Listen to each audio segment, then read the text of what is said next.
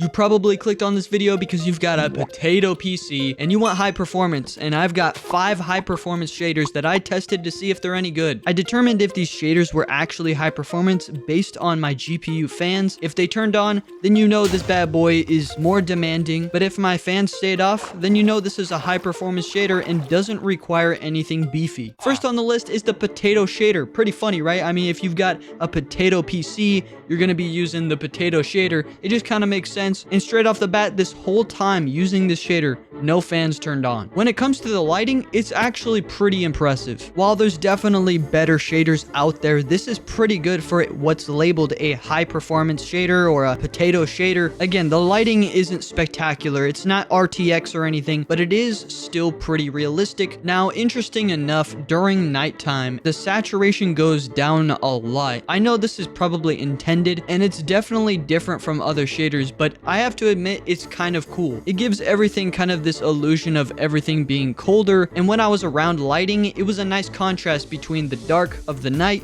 and the light that was in front of me. All these shaders have settings that can be adjusted, but not all of them have default presets, so some of these shaders you're gonna have to go in manually to make some adjustments. The second shader on my list is called Makeup Ultra Fast. I got suggested this shader from my comments, so I appreciate that, especially since this shader is actually very good. And once again, my fans did not kick on, so you know this bad boy is designed for high performance, but apparently quality as well, because wow, I was impressed to using this shader. While I did find the reflections a little too powerful, that's something that could be adjusted in the settings. I just never got around doing it. I tested these shaders in icy biomes, and when I was underneath the water looking up, I could see the ice, but it was completely transparent, which is a big no-no for me. Okay, I don't want to end up dying because the ice above me is transparent, so I can't find my way out. Fortunately, I was able to get out of there eventually, but a third complaint is that when attacking mobs, the red flash is just ugly, bro. It's just bad. It just kind of hurts my eyes at nighttime. I don't know, maybe that's just me. But as for the lighting overall for this shader, it's pretty nice and the performance was good. Number 3 on our list is called Just Colored Lighting. Now this bad boy does exactly as it sounds. It colors different lighting that would make sense for the block. So if it was redstone, it would be red. Torches are yellow. Lanterns are kind of an orangish color. And then if it were to be soul sand, for example, it would be blue. Now, unfortunately, the lighting during the daytime looks pretty bad because the color is also from the sun. So for some reason, everything on the surface when the sun is out just has crazy high saturation, and it's too much for me. The brightness is too much. It doesn't look very good. I don't like it. You can make some adjustments in the settings, but I wasn't able to do a whole lot to fix it. However, during nighttime, it looked pretty good. Naturally, the brightness for the lighting is very bright. The saturation is high. The brightness is super high. It's bad. But once again, with some setting changes, it looks a lot better. And in my honest opinion, I think it's pretty good. It's a cool idea to be able to change the default lighting from vanilla Minecraft and adjust it so that the lighting is more realistic for its colors, which is pretty cool. Personally, I'm not a big fan of this shader, so I wouldn't even use it on my own time. But if you like this idea and you're okay with changing some settings manually yourself, then I would suggest this one because the performance is really good. My fans did not kick on. It was like playing Minecraft without shaders. There wasn't a whole lot to talk about for this shader, so let's move on to the fourth one. Next up is Fast PBR Shader. It has PBR in the title because you're able to enable normal mapping on this shader, but we're not going to get into those details. We just care about the lighting and the performance. Unfortunately, this shader did require my GPU fans to turn on. So this one is definitely going to require more of a beefy PC. I don't know about beefy necessarily, but a stronger PC in general. The lighting for it was actually very, very good. Better than expected. So much so that I really am going to consider this one when I play on my own time because the lighting and the reflections, it just looks really good. The water is incredible. It reminds me of the Kappa shader, but the Kappa shader is definitely a lot more demanding, that's for sure. However, this one didn't seem too demanding as the Kappa shaders. While it did require my fans to turn on, my PC didn't warm up too bad, so that's a very good sign. The lighting on this shader was very realistic, so the quality is very good. I would suggest at least trying this this shader, even if you do have a potato PC, just make sure you go into the settings and make some adjustments if you can. Unfortunately, this one doesn't have presets, but you can go in there manually and make some changes as needed. Nighttime did feel pretty spooky, and it was very similar to the potato shaders because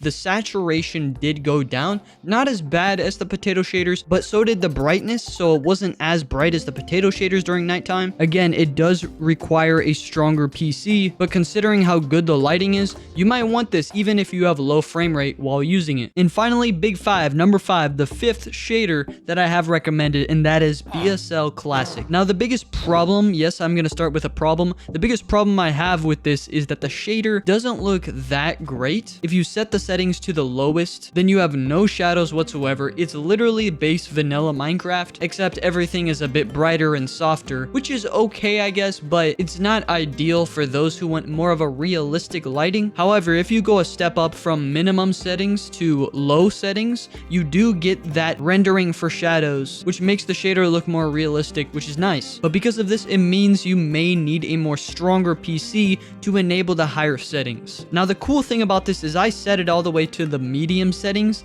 and my fans did not kick on at all. My fans didn't turn on until high and ultra settings, so medium and below was just fine. I would give this a shot because there's a lot of customization in the settings so that you can tweak it to have the best quality of your preference while having a good performance shader at the same time. To try these shaders yourself, click on the links down in the description, and if you thought any of these shaders were nice, leave a like and subscribe for more Minecraft content like this.